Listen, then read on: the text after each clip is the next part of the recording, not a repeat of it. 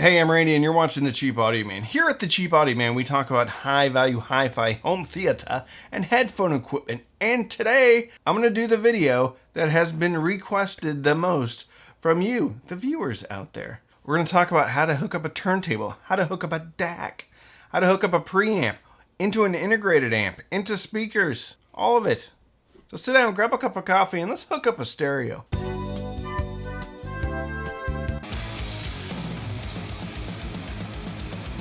Now, obviously, this video is not going to be for everyone. I'm still going to try to make some jokes in here that will make it entertaining. This video is really meant for people that are newer in the hobby. And don't ever be ashamed that you don't know how to hook up a stereo. We don't come out of the womb knowing how to hook up a stereo. What RCAs are, what balanced inputs are, what goes to where, what a DAC is, USB versus coax versus optical. We don't know, so don't ever feel bad that you don't know how to hook something up. Because I learned, everybody else learned too. And if they're looking down on you because you don't know how to do something, then shame on them. So let's start with the turntable. But first, a word from Sith Audio. Today's sponsor comes from Sith Audio. It's the Sith Audio Old Man Audiophile shoe. That's right. Who can be bothered with shoelaces when you're old? Just like toddler shoes, there's no laces, and they're big enough to accommodate a fully grown audiophile foot. That's right. Old Man Audiophile shoes, special nanotechnology in the sole of the shoe to prevent any type of unwanted resonances that are going to impact your music. And remember, no shoelaces, because those are inconvenient. Old Man Audiophile shoes from Sith Audio, available for $599 a pair. Those are my shoes, okay? So I'm not pointing fingers at old people for not wearing shoes with shoelaces. They're my shoes, okay? I don't wear them very often, but they do belong to me. Let's talk about how to hook up a turntable. So hooking up a turntable can be a bit confusing because there's actually two levels of amplification going on with the turntable. There is what is called a phono preamp, and that oftentimes is not even in the preamplifier. So it gets confusing. However, many turntables have an integrated phono preamp. If that's the case, you just take the set of RCAs out of the turntable and into your integrated amplifier, into any available analog input. So if you get a new turntable, look in the manual and see if there is an integrated phono preamp. Oftentimes, if there is, there'll be a switch to where you can either use the integrated phono preamp or switch it off. And don't ever run an integrated phono preamp into another phono preamp, okay? Because that does happen, because it can be confusing. So here's the other scenario. You have a turntable that has no phono preamp. So coming out of the turntable, you're going to have a set of RCAs and one grounding wire. You will need to go into either an external phono preamp, which also has a grounding, bolt back there, or you'll have to go into an integrated amp or receiver that has a phono stage, again with the grounding knob. The one telltale sign that there's a phono preamp is usually there's a ground right next to it. If you are going into an external phono preamp, you will run the ground and the RCA out of the turntable into the external phono preamp. And then you will run an RCA from the external phono preamp into a receiver, a preamplifier, an integrated amplifier, even a desktop amplifier, anything that has a pair of analog inputs, because your phono signal has now been boosted to acceptable levels in your external phono preamp. Remember though, oftentimes integrated amps and receivers will have an internal phono preamp that's going to do that already. If you're curious, look at the back of components and see if they have a little grounding screw. Most of the times that is indicative that there is already an internal phono preamp in there. Or make sure that the turntable that you're looking at or considering has an internal phono preamp, because in that case, You don't need anything. You can take RCAs directly from your turntable right into a small desktop amplifier. I know it's a little confusing. The thing about it is you just need a phono preamp. Either it needs to be internal to the turntable, internal to your preamp or receiver or integrated amplifier, or it needs to be external. Depending upon the setup you have, just depends upon how many RCAs you're gonna have to buy. Let's talk about how to hook up a DAC. A DAC. DAC stands for digital to analog converter, which takes ones and zeros from a computer, a CD player, a PlayStation, a television, and turns it into yummy analog music. So there's three types of, for our purposes today, there's three types of digital inputs. USB, right there, it looks like a printer style cable. This is not an analog, so this is a digital coaxial. And then right here is a digital optical. Sometimes you'll hear these called SPDIF connectors. So what you'll do is you'd hook your computer up to here. You would hook up DVD, Blu-ray, whatever it is. Some older televisions, but most new televisions don't have a coax. And then you would hook up a TV, again, DVD player, CD player, whatever it is right there. And then all the magic happens inside, and then you would take these right here, which are your analog outputs, and then again, that would go into a preamp or an integrated amp or a receiver that has an open analog input. So a lot of times if you're looking at your receiver, streamer input, DVD input, sometimes a phono stage, but that one is not free. You want to use that one with phono stage because there's amplification in there. A variety of analog inputs. So it doesn't matter what it says on the receiver. You can put whatever you want into that, including an external DAC. Oftentimes an external DAC is going to be better, not always, but often better than the internal DAC in your receiver. But an external DAC almost always is better than the internal DAC in a computer. So a computer will have a 3.5 millimeter headphone jack oftentimes. That is actually an analog output, which means there's an internal DAC in your computer. In some very rare cases with gaming computers or a very souped up motherboard, a computer will already have a decent DAC or digital to analog converter in it.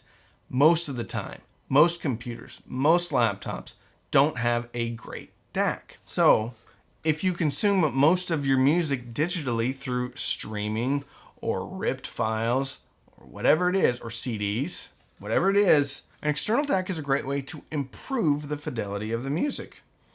And sometimes, in some cases, you shall be shocked at just how much better the music sounds going through a high quality DAC, like the Gishelli Labs J2. Look how pretty this one is. All right. Anyway, I was going to do this review for today. This video has been requested, I'm not kidding, dozens of times. Let's give an example of when you would be using a DAC kind of to its fullest capabilities. Running your computer into right here.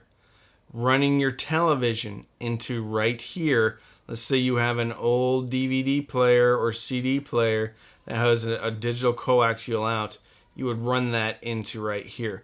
So now you have three different inputs coming into your DAC. You would control those inputs on the front, right here where it says input. One click, you get into USB, and then it would light up with the, and this is going to be different on every DAC, but different LEDs would light up for different inputs. So one push for your computer, another push for your television, then another push for your CD player, which you're using as a transport now. Then again, you would take that all into your integrated amplifier, your receiver, or your desktop amplifier. Any available analog input that doesn't say phono stage or phono next to it, because then that's not going to sound very good. Let's talk about how to hook all this stuff up to a preamp and then that preamp to a power amp. This is the Schkit Saga. People love the way I say Schkit. It's actually pronounced another way. As you will see on the back here, there is nothing but a number, 5 to be exact, of analog inputs. And then there are 2 analog outputs. So over here, let's just give this an example. We would do DAC right here, and then next to that we would do external phono preamp or turntable with an internal phono preamp. And then here, whatever else you have, you could do a CD player if you love the sound of your CD player, and then you have 2 extras. For me, I need about 2 or 3 open analog inputs. And then on the front, you would control the input switching right here. Now, I did a whole video dedicated to this to kind of explain some ways that this thing would be useful for you. If you want to check that out, I will link it right up here. But think of a preamp as nothing more than kind of a traffic cop that is directing traffic. And it's also controlling your volume. And then you would get a remote control and things like that to be able to remotely control your volume. So once you have, and again, let's say once you have your DAC here, and again, it's pretty easy once you kind of understand it. On the back here where it says RCA, that is an RCA output. So the digitals are the inputs, the RCA and the balanced over here are outputs. Don't worry about the balance today. You don't need to worry about that. So you would just take a set of RCAs, red and white, and then you would take those and go right in here to number 1, or really whichever number you want, right in here to number 1. And then you'd go over here and take another set of RCAs and come out of amp A or B, choose whichever one, and then you would run that into a power amplifier. Now, a power amplifier can be 2 different flavors. A traditional power amplifier is really nothing more than a power amplifier. It will have no volume control, no input selection. It'll just be a box. On the back of the box will be RCAs. Sometimes there'll be balanced connectors. And then there'll be a pair of speaker outputs. There could be some other stuff like triggers and other things like that. Fundamentally, though, it's just a box. And you know it's a power amplifier. There's nothing on it unless it's an RCA input, balanced input, and then speaker outputs. Now, you want to even get even more complicated, there's things called monoblocks. Monoblocks is a power amplifier, but only for 1 channel, okay? Let's not worry about that. In most cases, you will be looking at a product like the Emotiva A2. You'll be looking at a product like the Schkit Vidar. You'll be looking at a product like the IEMA A07. However, the IEMA A07 does have volume control. So in that instance, we would be working with 2 different volume controls. But what one would want to do is turn the volume control on the IEMA A07 up to about 75% and then leave it alone. Tape it over and say no on there. And then you do all your volume control right here through your preamp. Let's talk about how to hook up an EQ. The good old-fashioned EQ, very popular in the 80s and 90s, have somewhat fallen out of favor, but you can still get them from the fine people over at Schkit Audio. This is the Lokius. It's a, I think, 6-band, 1, 2, 3, 4, 5, 6-band EQ. On the back, there are 2 sets of RCAs. You would have an input and then an output.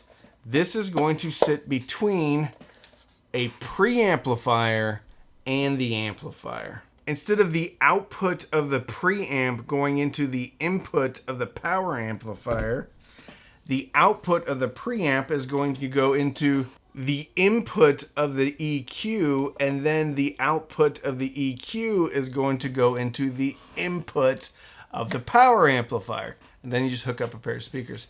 And then everything is filtering through here. So now your turntable, which is going into your preamp, which is going into your EQ, can be EQ'd. Your DAC, which is going into your preamp, going through your EQ into your amplifier, can be EQ'd. Everything that's coming into your preamp now can be EQ'd. If your turntable cartridge is not quite lively enough on top, you can fix it right here. Talking about cartridges, that's an entirely different video. This is simply how to hook things up. So let's do a little bit of a recap. So you run digital sources, computers, televisions, CD, DVD players, Blu-ray players, stuff like that, into a DAC, and then that DAC will control the input switching from your TV, your computer, your Blu-ray player, and then into either a receiver with an open analog input, a preamp with an open analog input, or an integrated amplifier with an open analog input. If it's a receiver or an integrated amplifier, you just hook up some speakers and you're good to go. Also bear in mind, most receivers will have a DAC included in them, so you don't always need one. Some integrated amplifiers also have DACs in them, okay? So that's more of a one-box solution, okay? But we're talking about how to hook up separates today. So USB into the back, optical into the back, coaxial digital into the back, and then RCA out of the back of the DAC into integrated amp, receiver, or a preamp. Turntable. If the turntable has an integrated phono preamp, it's very easy. RCA right into a receiver, an integrated amplifier, or a preamplifier, a free analog input.